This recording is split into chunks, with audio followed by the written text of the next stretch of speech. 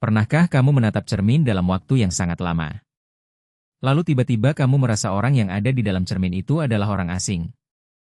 Wajahnya adalah wajahmu. Matanya adalah matamu. Tetapi sorot matanya kosong.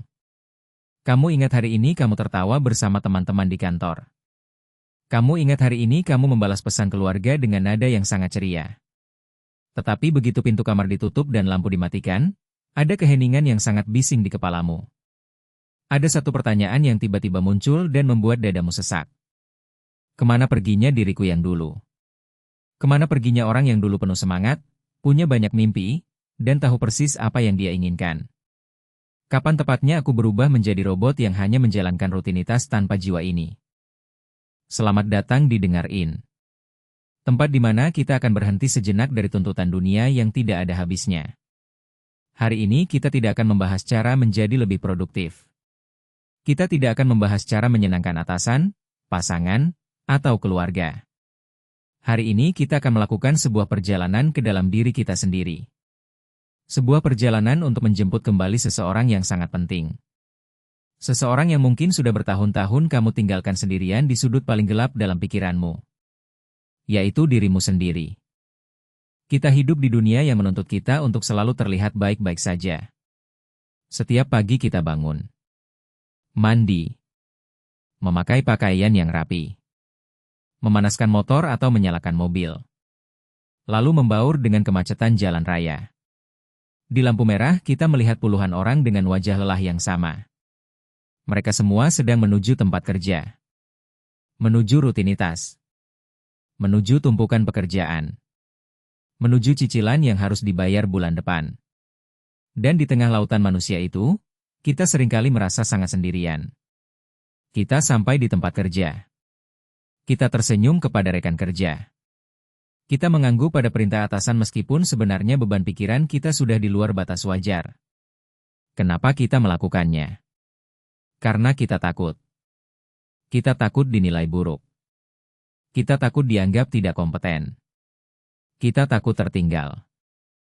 Disinilah semuanya mulai berubah. Tanpa sadar kita mulai menukar jati diri kita dengan penerimaan dari orang lain. Proses hilangnya diri kita ini tidak terjadi dalam satu malam. Ini bukan seperti penculikan dramatis di film-film. Ini adalah proses pencurian yang sangat halus. Sangat pelan. Sampai kita tidak sadar bahwa ada sesuatu yang hilang dari dalam diri kita. Bagaimana persisnya pencurian ini terjadi? Mari kita putar waktu sejenak. Coba ingat kembali masa kecilmu. Atau masa remajamu.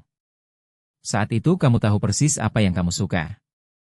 Kamu tahu apa yang membuatmu tertawa lepas sampai perutmu sakit. Kamu tidak peduli dengan penilaian orang. Tetapi seiring berjalannya waktu, dunia mulai mendikte apa yang seharusnya kamu lakukan. Keluarga menuntutmu mengambil jurusan tertentu karena dianggap lebih menjanjikan masa depan. Lingkungan menuntutmu bersikap dengan cara tertentu agar diterima dalam pergaulan. Saat kamu mulai bekerja, tekanannya menjadi semakin gila. Kamu harus punya tabungan sekian di usia 25 tahun. Kamu harus segera menikah karena teman-temanmu sudah memposting foto undangan di media sosial. Kamu harus memiliki rumah sebelum usia 30. Aneh ya?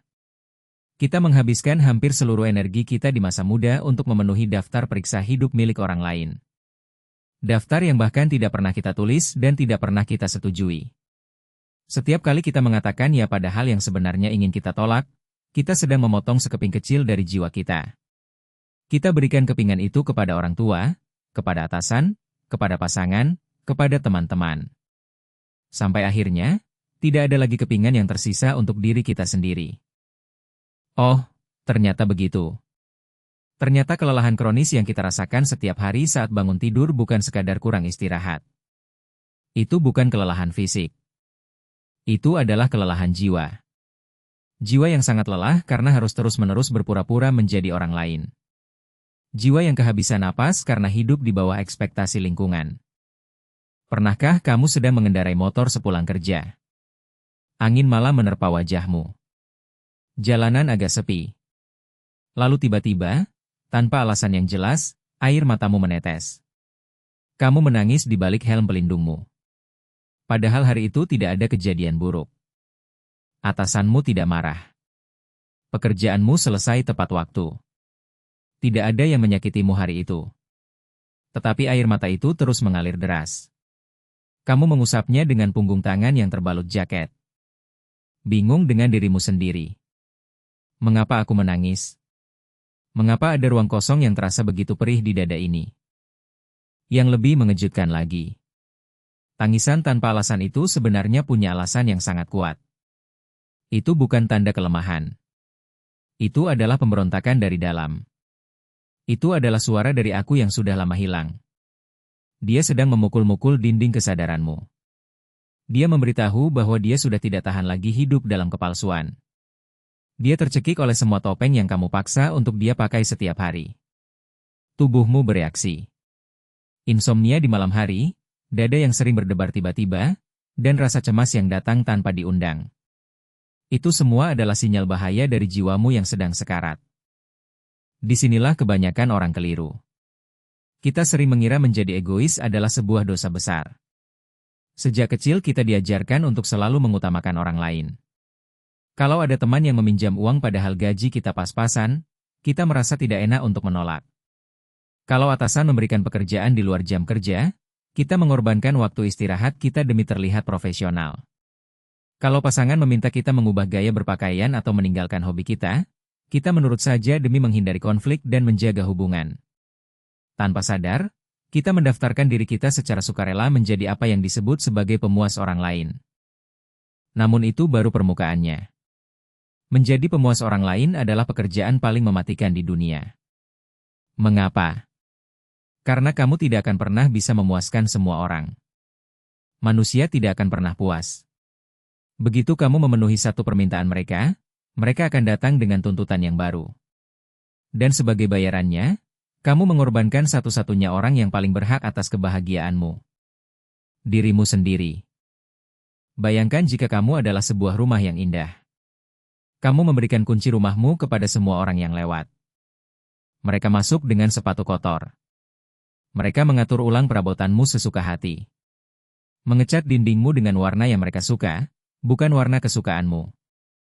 Lalu mereka pergi begitu saja meninggalkan rumah itu dalam keadaan berantakan. Ketika kamu akhirnya pulang ke rumahmu sendiri, kamu merasa asing. Kamu duduk di lantai yang dingin dan berbisik. Ini bukan rumahku. Ini persis seperti apa yang terjadi pada pikiran dan hidupmu saat ini. Kamu membiarkan orang lain menjajah ruang mentalmu. Mari kita lihat lebih dalam lagi melalui kehidupan kita sehari-hari di era layar kaca ini. Setiap malam sebelum tidur, apa yang biasa kita lakukan? Jempol kita sibuk menggulir layar ponsel di ruang gelap. Kita melihat teman kita sedang liburan ke luar negeri. Melihat teman satu angkatan yang memamerkan mobil barunya. Melihat keluarga kecil kerabat kita yang terlihat sangat harmonis di sebuah restoran mewah. Tiba-tiba dada kita terasa berat. Kita membandingkan panggung belakang kehidupan kita yang berantakan, yang penuh dengan tangisan dan kebingungan, dengan panggung pertunjukan orang lain yang sudah diedit dan disaring sedemikian rupa. Kita merasa gagal total. Kita merasa sangat tertinggal. Lalu keesokan harinya kita memaksa diri kita bekerja 2 kali lipat lebih keras. Membawa beban yang semakin berat. Mencari pengakuan gila-gilaan. Mengubah diri kita agar terlihat sama suksesnya, sama bahagianya dengan mereka di dunia maya. Kita membeli barang yang tidak kita butuhkan, dengan uang yang tidak kita miliki, hanya untuk membuat terkesan orang-orang yang bahkan tidak peduli pada kita. Tetapi ternyata bukan itu inti masalahnya. Inti masalahnya adalah kita sedang berlari di lintasan maraton milik orang lain. Kita mengejar garis finish yang sebenarnya tidak pernah kita inginkan dari dalam hati kita. Jika kita menang dan sampai di garis finish itu pun, kita tetap tidak akan merasa bahagia. Karena piala itu bukan milik kita.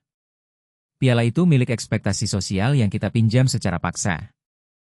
Masih ada satu bagian yang jauh lebih penting dari sekadar menyadari bahwa kita telah kehilangan arah. Yaitu bagaimana cara kita pulang. Bagaimana cara kita menemukan kembali diri kita yang asli yang tertimbun di bawah reruntuhan ekspektasi tersebut.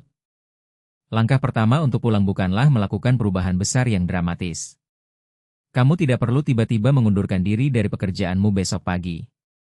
Kamu tidak perlu pindah ke kota lain dan memutus semua nomor kontak teman-temanmu. Langkah pertama justru jauh lebih sederhana. namun sekaligus merupakan hal yang paling menyakitkan bagi seorang manusia dewasa, yaitu mengakui.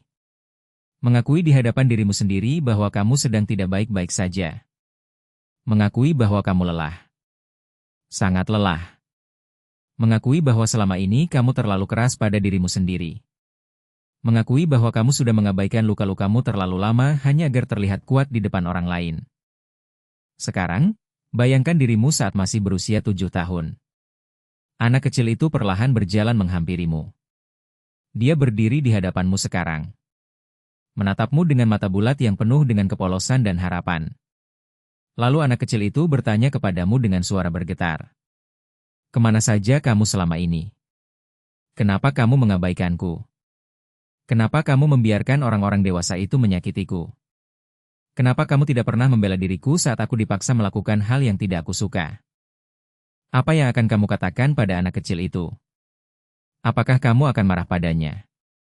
Apakah kamu akan menyuruhnya diam karena kamu sedang sibuk bekerja memikirkan cicilan? Tentu saja tidak. Hatimu pasti hancur melihatnya. Kamu pasti ingin berlutut dan memeluknya erat-erat. Kamu ingin menangis di bahunya yang kecil dan meminta maaf. Kamu ingin membelai rambutnya dan berjanji bahwa mulai detik ini, kamu akan melindunginya. Kamu tidak akan membiarkan siapapun menyakitinya lagi. Anak kecil itu adalah dirimu. Dirimu yang asli. Dia tidak pernah benar-benar pergi. Dia hanya meringkuk bersembunyi di sudut paling sunyi karena dunia luar terlalu keras dan kamu tidak pernah memberinya ruang yang aman. Proses menjemput kembali diri yang hilang ini membutuhkan satu senjata utama. Senjata ini sering kita hindari karena penggunaannya terasa menakutkan dan mengancam posisi aman kita. Senjata itu bernama batas diri. Boundarias. Mulai hari ini, kamu harus belajar mengatakan tidak. Mengatakan tidak pada pekerjaan tambahan di akhir pekan yang merampas waktu istirahatmu. Mengatakan tidak pada ajakan berkumpul yang hanya berisi gosip dan adu nasib yang membuatmu semakin merasa rendah diri. Mengatakan tidak pada campur tangan keluarga yang terlalu jauh mencampuri pilihan hidup pribadimu. Awalnya ini akan terasa sangat canggung. Seperti saat kamu pertama kali belajar mengendarai motor. Kamu akan merasa sangat bersalah. Pikiranmu akan dihantui ketakutan bahwa mereka akan membencimu. Dan memang benar, orang-orang di sekitarmu pasti akan terkejut. Mereka akan protes keras. Mereka akan berkata bahwa kamu sudah berubah. Mereka akan melabelimu sebagai orang yang sombong, keras kepala, atau egois. Biarkan saja. Biarkan mereka kecewa. Membiarkan orang lain kecewa adalah keterampilan bertahan hidup yang paling esensial bagi seorang manusia dewasa. Kekecewaan mereka adalah tanggung jawab emosional mereka sendiri. Bukan tanggung jawabmu. Tugasmu bukanlah menjaga perasaan seluruh umat manusia. Kedamaian mentalmu jauh lebih mahal dan berharga daripada tepuk tangan dan pujian palsu dari mereka. Ketika kamu mulai berani menetapkan batas, kamu sebenarnya sedang membangun pagar pelindung untuk rumahmu. Kamu menyeleksi siapa yang boleh masuk dan siapa yang harus tetap berada di luar. Saat kamu mulai berani menolak apa yang tidak sejalan dengan nuranimu. Saat kamu mulai berani melepaskan hubungan-hubungan yang beracun. Saat kamu mulai menyediakan waktu eksklusif untuk dirimu sendiri. Entah itu sekadar menyeduh kopi hitam di pagi hari dalam keheningan tanpa memegang ponsel. Membaca buku di sudut kamar. Atau sekadar duduk di teras rumah melihat hujan turun di sore hari. Kamu akan mulai merasakan sesuatu yang ajaib. Sesuatu yang sudah bertahun-tahun tidak kamu rasakan. Sebuah sensasi hangat akan menjalar perlahan di dadamu. Udara tiba-tiba terasa lebih ringan dan segar saat kamu hirup. Makanan sederhana di meja makan terasa jauh lebih nikmat di lidahmu. Tidur malammu menjadi lebih nyenyak tanpa dihantui kecemasan tentang hari esok. Itu adalah tanda. Tanda yang sangat jelas bahwa dia sudah mulai kembali. Dirimu yang lama hilang perlahan-lahan berjalan menyusuri jalan setapak untuk pulang ke dalam tubuhmu. Kamu mulai bisa tertawa lagi dari dalam hati karena hal-hal kecil dan receh. Kamu tidak lagi memaksakan tawa hanya untuk sopan santun. Kamu mulai bisa memaafkan dirimu atas segala kebodohan dan kesalahan di masa lalu. Kamu akhirnya menyadari satu kebenaran yang sangat membebaskan. Bahwa kamu tidak perlu menjadi luar biasa. Kamu tidak perlu menjadi sempurna dan tanpa cacat untuk pantas dicintai. Terutama, untuk pantas dicintai oleh dirimu sendiri. Mari kita hubungkan kembali dengan bayangan di cermin tadi. Suatu pagi, kamu akan kembali berdiri di depan cermin yang sama. Wajahnya masih wajahmu. Matanya masih matamu. Tetapi kali ini, ada yang berbeda. Sorot matanya tidak lagi kosong. Ada kehidupan di sana. Ada ketenangan yang memancar. Kamu akan tersenyum pada pantulan dirimu sendiri, bukan senyum sinis yang penuh beban, melainkan senyum kelegaan seorang kawan lama yang baru saja bertemu kembali. Kamu akhirnya mengenali siapa orang di dalam cermin itu. Itu adalah pemenang yang telah berhasil melewati masa-masa paling gelap sendirian. Dan ketika kamu sudah utuh kembali, cara pandangmu tentang dunia dan kesuksesan akan berubah secara total. Kamu tidak lagi melihat kesuksesan sebagai perlombaan mengumpulkan angka di saldo bank sebanyak-banyaknya. Atau mengejar jabatan mentereng untuk dicetak di kartu nama. Kesuksesan bagimu sekarang memiliki definisi yang sama sekali baru. Kesuksesan adalah kemampuan untuk bernapas lega di pagi hari. Kesuksesan adalah kemampuan untuk mensyukuri hal-hal biasa yang terjadi hari ini. Kesuksesan adalah keberanian untuk menatap dunia dan berkata, ini adalah hidupku, dan aku akan menjalaninya dengan caraku sendiri. Tepat sebelum kita mengakhiri perjalanan cerita kita hari ini, saya ingin kamu merenungkan sebuah pesan. Sebuah pencerahan yang saya harap bisa menjadi jangkar saat badai kehidupan kembali mencoba menyeretmu menjauh dari dirimu sendiri. Berhentilah mencari validasi dan tepuk tangan dari orang-orang yang bahkan tidak tahu bagaimana rasanya berjalan memakai sepatumu yang penuh luka. Berhentilah mengorbankan kewarasan dan kedamaian hatimu hanya untuk menghidupkan ekspektasi orang-orang yang tidak akan pernah ada di sana saat kamu menangis sendirian di tengah malam. Dirimu yang kamu anggap hilang selama ini sebenarnya tidak pernah pergi kemana-mana. Dia selalu ada di sana. Bersembunyi di balik ketakutan-ketakutanmu. Menunggu dengan sabar sampai kamu memiliki cukup keberanian untuk membuka pintu dan memeluknya. Menunggu sampai kamu berani mengatakan kepada dunia bahwa kamu sudah cukup. Kamu tidak perlu membuktikan apa-apa lagi kepada siapapun. Kamu berharga bukan karena seberapa banyak pekerjaan yang bisa kamu selesaikan. Kamu berharga bukan karena seberapa tebal dompetmu atau seberapa tinggi jabatanmu. Kamu berharga sekadar karena kamu ada dan bernapas di bumi ini. Tugas terbesarmu di dunia ini bukanlah menjadi pahlawan yang menyelamatkan perasaan semua orang. Tugas terbesarmu, satu-satunya tanggung jawab mutlakmu, adalah menyelamatkan dirimu sendiri. Teruslah melangkah pelan-pelan. Teruslah memeluk setiap luka dan ketidaksempurnaan. Karena seringkali, justru melalui retakan-retakan luka itulah, cahaya kedamaian bisa masuk menerangi jiwamu. Terima kasih sudah meluangkan waktu yang sangat berharga ini bersama Dengar In. Waktu yang kamu pakai untuk mendengarkan audio ini adalah bentuk cinta paling nyata untuk dirimu sendiri hari ini. Semoga ruang dengar ini bisa menjadi tempat singgah yang menghangatkan jiwamu saat hiruk-pikuk dunia di luar sana terasa terlalu dingin dan kejam. Ingatlah selalu bahwa menemukan kembali diri sendiri bukanlah tujuan akhir, melainkan sebuah perjalanan panjang seumur hidup. Jadi tidak perlu terburu-buru memaksakan diri. Jangan pernah ragu untuk kembali ke sini saat pikiranmu penuh dan kamu butuh teman bicara yang mengerti. Karena di Dengar In, kita akan selalu punya cerita yang mengingatkanmu, bahwa di tengah dunia yang bising ini, kamu tidak pernah sendirian.